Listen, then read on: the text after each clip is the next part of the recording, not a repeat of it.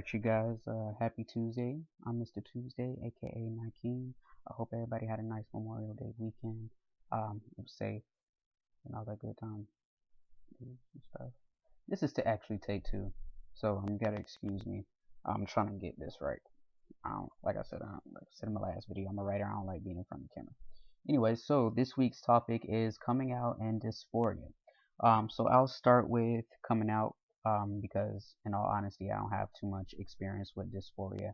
I'm not really, none of my body parts make me that dysphoric. To be honest, that's just me, and not everybody has the same experience when it comes to dysphoria. If you're wondering what dysphoria is basically a type of anxiety. When people say a certain body part makes them dysphoric, it means that they're uncomfortable with it. They have really high anxiety when it comes to dealing with said body part. I don't really have that issue, so I can't really touch on that subject myself. But what I can do is talk to you about coming out. So one thing trans folks have to do sometimes is come out twice, not once, but twice. You come out if you identify as lesbian or gay.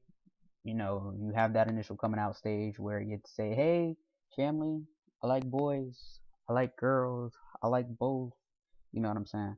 When you're trans, you come out as, for example, I came out as lesbian, so to speak, but lesbian never really fit me because I never felt like a female to begin with, and by definition, a lesbian is a female who likes or enjoys the company or the romantic aspect of relationships with other females. So if I don't identify as a female, could I really call myself a lesbian?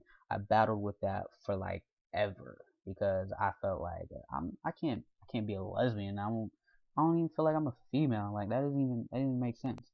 So came out as a lesbian when I was like in middle school. I was like 13. I know, young as fuck. I was like 13, 14. Came out to like my parents and my peers, and that wasn't the best. That was um, as you can imagine, that was hard as a 13-year-old saying, hey, I don't like boys, I like girls. You know what I'm saying? But especially with very religious parents, because my dad's a former pastor, so that was interesting to say the least. Interesting and traumatizing. But of course, I had to come out a second time as trans. I did that when I was about 18. When I was sure that I was trans. I had an inkling that I was. You always know that you're different, but you never know really how you're different. You just know that there's something different about you. I remember middle school, around the time that I came out. I remember that there was this girl that I was in love with all of like middle school, like 12. When I was like 12, when I was 13, when I was 14, like I was just like in love with this broad. And we were always really good friends. Like we had a major connection. We were both Leos. We were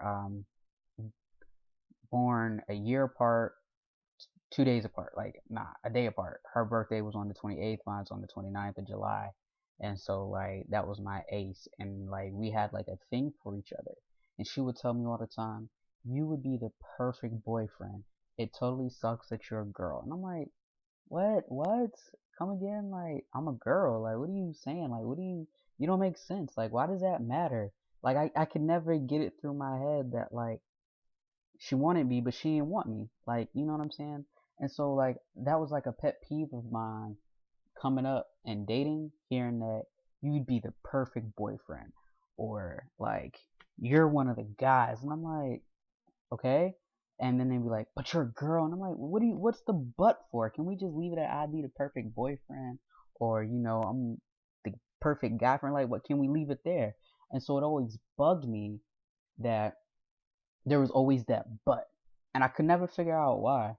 Because I could fathom that you don't like girls, but I couldn't fathom people not liking me, because I always felt like I'm different. Like you know what I'm saying? Like I'm different though. That was always my thing. I'm different though. So I went through this phase, middle and high school, where a lot of females would like me, but they wouldn't date me because they didn't want to be considered lesbians. But they was like, there's something about you, there's something about you, there's something about you. And I'm like, yeah, I know there's something about me. I'm trying to figure out what that something is too. So it was just uber annoying because I had a bunch of females who liked me, who wouldn't be with me, but who wouldn't, but who didn't want me to be with anybody else. You know what I'm saying? Because I was their guy. You know what I'm saying? So it was weird. And so I remember I was like 16. I was like 15, 16. The movie, the documentary Aggressives came out. If y'all don't know what that is, y'all gotta Google it. I had it. I had it. I saw it. I saw like a trailer for it on like YouTube, maybe on YouTube, and I couldn't find the full movie because at that time nobody was really putting out food. Like you could catch the trailers, but it wasn't until like 2, 3 years later that the full movie, The Aggressives, end up on YouTube. It's up there now. But I remember I kept finding the trailers and I couldn't find the whole movie, and I had to know what was this Aggressives about, and how did it work with how I identified. Because at that time, like you told, oh, if you're masculine, you're a stud, and I'm like, that shit don't suit me. Like that shit don't suit me. I don't get along well with other quote unquote studs. Like that's like that title doesn't, that whole label didn't fit me. And so this whole Aggressives movie was supposed to go deeper into the masculine, like the lives of masculine identified females. And I'm like, oh shit, I gotta see this shit.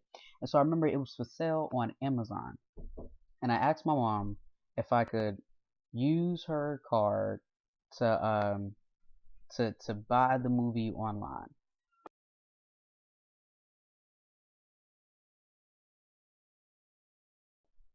My bad, I keep getting interrupted, but what was I saying? Okay, so the Aggressive. So I begged my mom like, yo, I'll give you the cash for it, like, 'cause I was working or whatever, but I didn't have like, I don't think I had like a card that I could use. Was I working? I think I was working, but I didn't have a card that I could use. No, I wasn't working. That's why I had to use her card. It's like 16. I didn't start working until I was like 17. So I begged. I was like, Mom, let me just use your card. Like, I want to get this movie, and I promise I'll pay you back. Pay you back. Blah blah blah. So she let me use her card. Bought the movie. Got the movie. Watched it.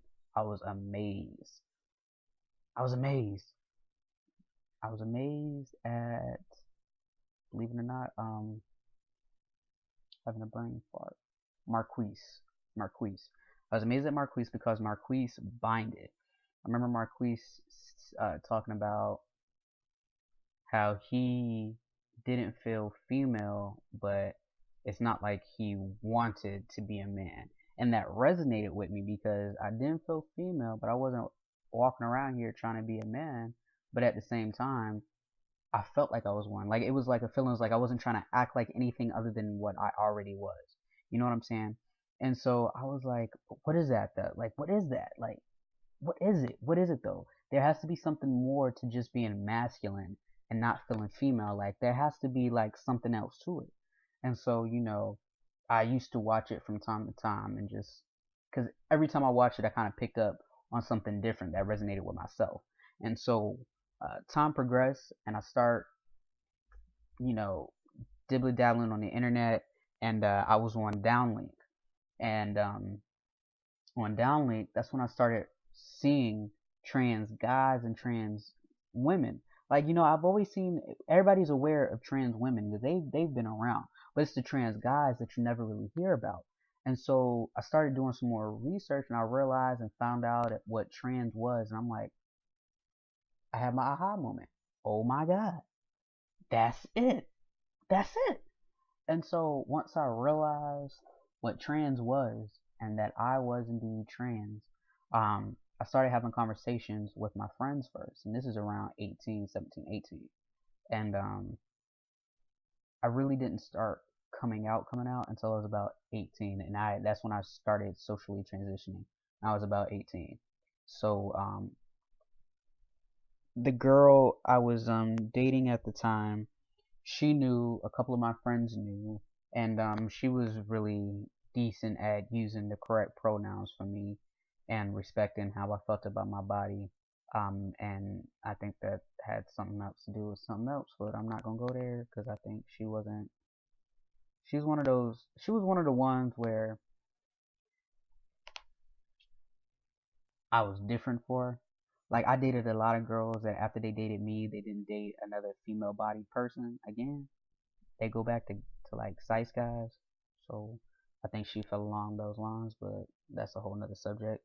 But I started coming out and transitioning socially at 18, and I remember one day I was in I was late for school. First period I had science, and I had been helping my science teacher complete her assignment for her certification that she was trying to get, her board certification, and she had to record her classes. And I had been filming her classes for her, but I was late that morning, and so she left me a note. I was late because at this time I had a newborn nephew that I was shuttling to daycare every morning, and so there had been times where I'd be late. So if I was too late, she, for to record, she'll have somebody record in my place, but she'd leave me a note to stay outside while she was recording. So she left me a note on this notepad, and I was like, all right, cool. So I'm sitting there and I'm thinking and I'm doodling, and this spoken word piece came to me.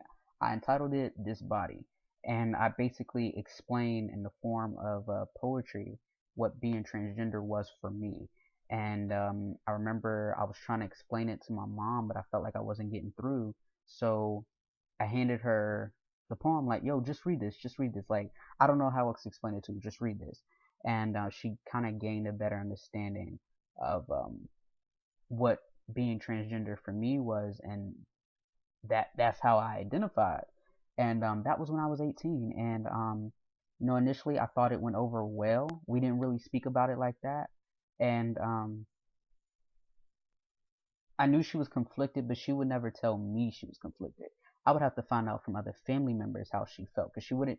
For some reason, I don't know what it is about people feeling like they need to talk to everybody else but me about me. If you ever have a question about me, come talk to me. I can't nobody answer questions about me better than I can. And so we went kind of through that phase where like I found out that like she felt some kind of way through somebody else, and then it's not like I could like do anything about it because you're not coming directly to me about me. And so like she seemed like, as time progressed, she seemed okay, but my dad was a big battle, and he made it seem like me transitioning was going to shame the entire family, and that I had needed to consider everybody else before I considered myself as far as transitioning. And I didn't really tell him until a couple of years later. I just kind of kept it to myself when it came to my dad, because my dad and I never really, like, we had a decent relationship, but it was always rocky, and it really didn't improve until I got older. So me and him we didn't really speak like that. So I never really felt the need to like tell him my personal business. And for me, like at that point, like being trans, like that was really personal for me. That was really personal for me. So I didn't really tell him about it. And it wasn't until like around the time I had decided to start medically transitioning, and I was about 22 at the time. 22, yeah, I was about 22. Yeah, I was horrible with dates. Yeah, I was 22 at the time. And I began to medically transition, and I kind of talked to him about it. And he, like I said, he just made me feel really bad about my decision. And my mom was just like, why are you allowing other people to make you feel bad about you? She said, if that's what's going to make you happy at the end of the day, then do that. And she said something that always stuck with me. She said, when you wake up and when you go to bed, you do that with you. And if you do not like who you wake up as and who you go to bed as, then you need to change that for you. Because at the end of the day, all you have is you. You were born in this world alone, you're going to die alone. And in that meantime, you owe it to yourself to be you and to be happy. And when she said that, that was just kind of like it for me. Like I knew, like, fuck it. I don't give a fuck how anybody feel. Like I got to transition. Like I got to do it. I got to do it for myself, or else I'm never going to be happy. If it was going to be this like this big elephant in the room for me, nobody else sees it, but I see it because I feel some kind of way about me. And I had to talk with my brother, and my brother basically said the same shit. He's like, don't worry about dad. Fuck what dad talking about. Like I'll talk to dad. You don't worry about shit else dad gotta say. And from that point on, I really didn't have to worry about shit else my dad had to say, because I don't know if he had a conversation with my brother, but my dad just kind of backed off me in a sense. You know what I'm saying? The rest of my family, a couple cousins know probably from Facebook. Those that I didn't have a personal conversation with, I only had a personal conversation with maybe like 3 or 4 of my cousins because we're close. my siblings, like my sisters or what have you, my younger sister was around when I told some of my cousins, and my older sister, who I didn't really get close to until about a couple months, well, no, a year ago. It's coming up on a year. She's a good almost 10 years older than me. Um, my dad had lost contact with her in like 92, 93.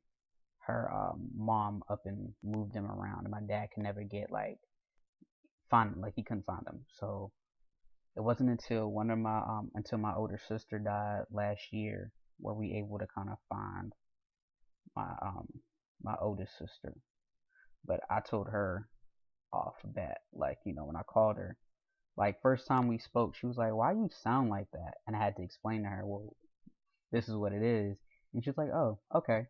And me and her talk about it from time to time, and she seems pretty cool, and she's big on trying to respect pronouns and whatnot, and careful not to refer to me as like her sister on social media and shit. Um, like my siblings get so that they'll refer to me as like their sibling. Like there's a group of us, like if it's me and my sisters, they're careful not that I won't say like they're a little more apprehensive about labeling pictures me and my sisters or just my siblings, you know what I'm saying? But speaking of that, it's it's always it's just always weird when it comes to other people, um like other family members. For example, I'll put it like this: when you come out initially, you're gonna have a lot of people who are gonna seem apprehensive about it, and then not everybody's open to the trans community and what it means to transition and what that means medically and physically. But the more people see your changes and they're around your changes and you give them chance to adjust, then they adjust along with you. Um, my dad's a prime example. My dad lives in Virginia. When I started medically transitioning, he didn't see and hear a lot of my changes. Like he'll catch glimpses every once in a while. Like one day I pop up and my voice didn't drop. At another time he see me, I got a little goatee and a little mustache, you know what I'm saying? And he'll, pull out of like, oh my god, like you're growing facial hair. And so like over time he had to get used to the idea of me transitioning. And I think for like everybody thought it was like a phase or a fad or something I was just going through. And I don't think it really dawned on them that this was real life until everything was boom right there in their face. And so my dad's like that. Like, he's gotten really good at like when we're in public calling me Nick and not by my middle name, which everybody calls me. Or, my cousins, like, they call me Nick or they call me Mo. So it's, like I said, it's a learning period for everybody. Just like you transition and you go through changes, everybody else transitions with you. And not everybody is going to catch on to your pronouns, your name, and all of that off bat. And you have to be patient with people. You know what I'm saying? I hear a lot of guys talk about how upset they get when people misgender them. I don't really get upset because I understand that not everybody understands the toll it takes on one when they're misgendered, or how that potentially puts their safety at risk. And so it's just a matter of being cool about it and say, pulling that person to the side, or, letting them know on the slide, like, hey, get my shit right. You know what I'm saying? With a smile on your face. I'm not one to like snap on people like, hey man, you need to watch it. It's only when I feel like, you're truly trying to disrespect me. You know what I'm saying? Other than that, I'm like, it's he. So it's I prefer he. Or, just call me Nick. You know what I'm saying? I'm not really big on being upset when I'm misgendered like that. Like unless it's an ongoing problem I'm having with like a particular person, and that person just seems like they don't really give a fuck about what they're doing and my feelings, then it becomes a problem. But accidents happen, people gotta adjust, just like you have to adjust to the changes going on with your body. So that's it, man. Like enjoy the ride, enjoy your new changes, and just keep in mind that as you come out, people have to adjust to you. And don't be quick to anger with people who mess up your pronouns and misgender you. Just remind them And if it becomes a problem, check them on it. But I say do it with a smile. But that's just me though. So with that being said, guys, peace and love. Happy Tuesday. See y'all next week.